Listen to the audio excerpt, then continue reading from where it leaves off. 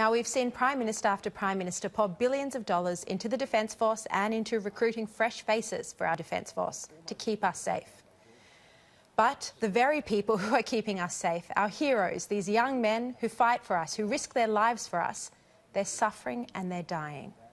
When they return home, they're falling through the cracks. The system is clearly broken and it's failing to save the lives of our returned soldiers.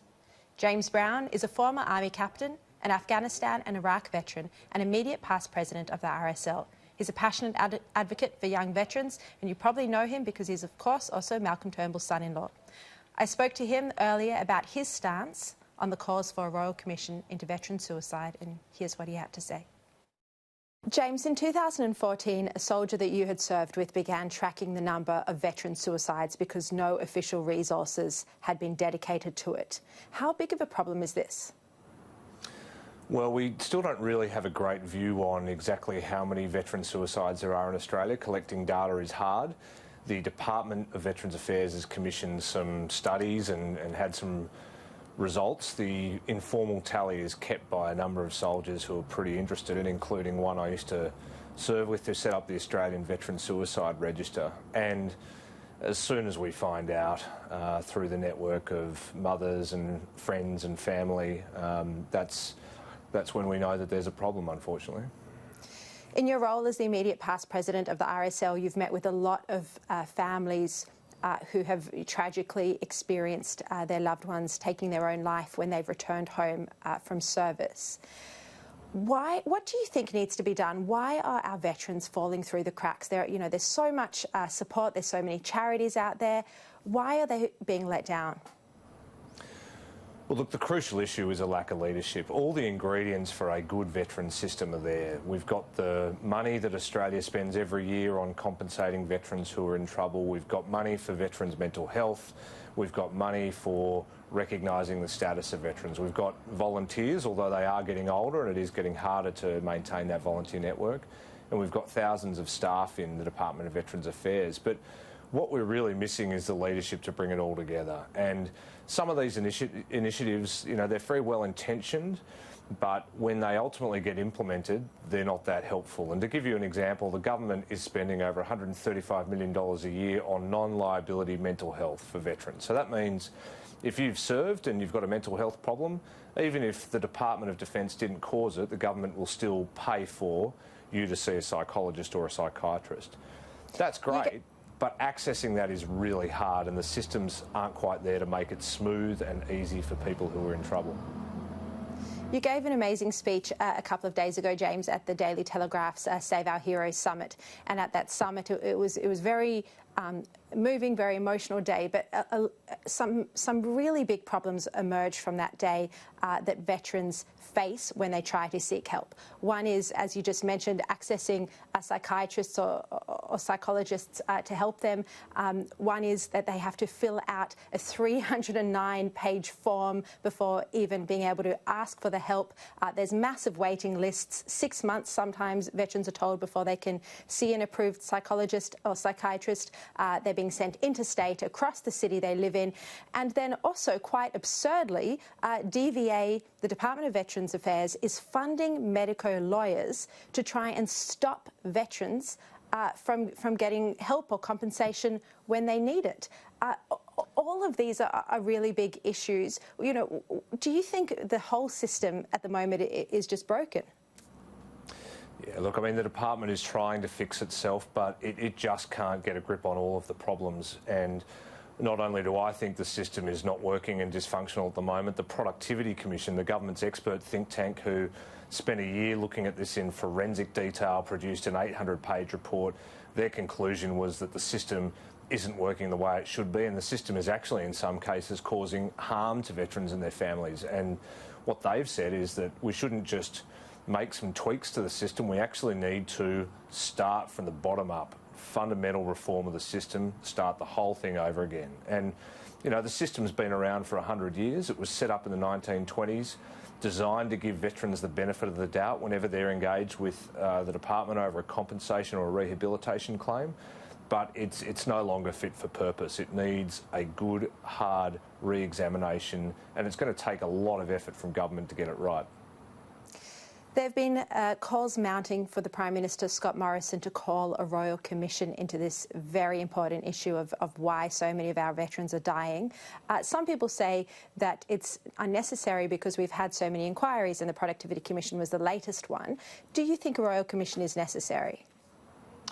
Well, look, I think it gives you the cut-through that you need. I mean, it's quite clear that this system is constipated. We've had reviews, both from DVA, both from the Senate, from external sources, and we still haven't seen the fundamental reform that we need. When you've got a change that's this big, something has to drive it. And we're still seeing all of these problems that we heard about from those mothers on Wednesday at the Save Our Heroes Summit. So really the only way to cut through all of this, to make sure that government and everybody else in the veterans system is held accountable, is to have that Royal Commission. Let's get the problems out on the table and let's find out what problems are there that we don't already know about, because when we've looked at each of these parts of the veterans system, often the problems have been worse than we thought. We thought there were 3,000 homeless veterans across Australia. Someone did an exhaustive report and it turns out there's actually 6,000. And no doubt when we look at other parts of the veterans system, more information will come out. So we need a Royal Commission to focus the spotlight, to get to the bottom of the problems, to give the families a chance to have justice and be heard so that they're not ignored, and then to make sure that the accountability for the outcomes, to make sure that the changes actually happen and get funded by government. James, as the immediate past president of the New South Wales RSL, what is your response to the news today that the RSL is not supporting the calls for a Royal Commission and in fact says it would be costly and unwarranted? Shari, it's so disappointing to see those comments from the National RSL president. I mean, he's new to the role. And that organisation has a lot of difficulties that it's yet to move through. But I really think he's got to be standing up for veterans and their families, and at the moment he's spending all of his time defending the Department of Veterans Affairs. That's not what the RSL was set up to do. Now, when DVA does the right thing, we'll acknowledge that, and we know they're working hard, but we've got to stand up for the veterans and their families, and it's just bizarre that the RSL, the national body of the RSL, is not matching the calls of a lot of its members. I have no doubt that if a poll was done of the nearly 200,000 RSL members around the country, they'd be backing this Royal Commission and wanting to see these problems fixed. Yeah, it's a few days out now from Remembrance Day. What we heard from the mothers at the summit just the other day was that they feel that their sons are being forgotten. There's no place to recognise them. Do you think these 500, and there could be more, but at least 500 veterans who've taken their own lives, do you think they are our new forgotten ANZACs?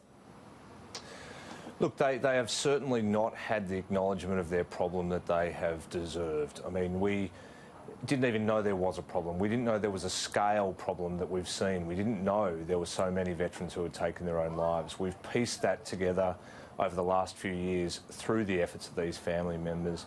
Now that problem is staring us in the face, and we've got to make sure we do something about it. I mean, the best way we show respect for these families and the tragic experience they've been through is to make sure we do every possible thing we can to lower the chance that it happens again. And some of the stuff is really simple. I mean, veterans, when they come into the criminal justice system or the health system, there's no one or no process that says, maybe I should let a veterans group know, maybe I should call a counsellor or a psychologist who's got specific experience with veterans so that they can intervene early and stop problems from getting worse.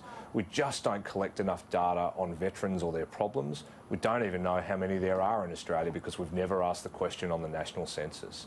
So we've got so much work to do to really make sure that this tragic spate of suicides that we've had, more than the number of combat deaths in Afghanistan, gets reduced as close to zero as we can. James, you had a meeting with the Prime Minister Scott Morrison last year and you referred to this in your speech the other day. What did you ask him to do? Well, the Prime Minister was kind enough to give me an hour of his time, and I know he's busy, so I was very grateful for that. We talked about some of these issues. We talked about the fact that the census hadn't asked the question about military service, so we didn't have that definitive figure of how many veterans there were and where they were, and that made it really hard to put out services and support systems for them, and he was very sympathetic on that point. I also talked to him about the need to get some training for people in the veterans community who are dealing with the brunt of this problem, with the mental health problem that exists, not in the whole community, but in a part of it. And, you know, I've spoken to Vietnam veterans who've had no training in counselling, but have been the only thing stopping their mates from making decisions with tragic consequences.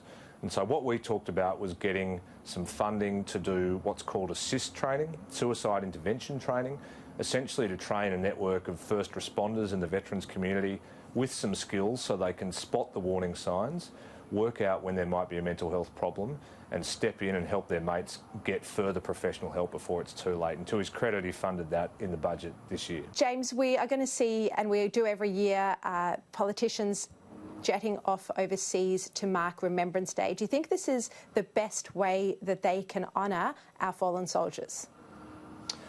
Well, I think commemoration is important and military history is important, but the balance clearly has to be on the living, on those veterans and their families who are here today, who we can help today. So I think if you want to connect with veterans, if you want to hear their stories and if you want to hear their problems, you don't need to fly to the Western Front. You can drive to Western Sydney and connect with veteran families who are here in Australia, who have problems that they need heard and who need political leaders who can take action on their behalf to make sure that they're in the best spirit they can be and that their well-being is as strong as it can be.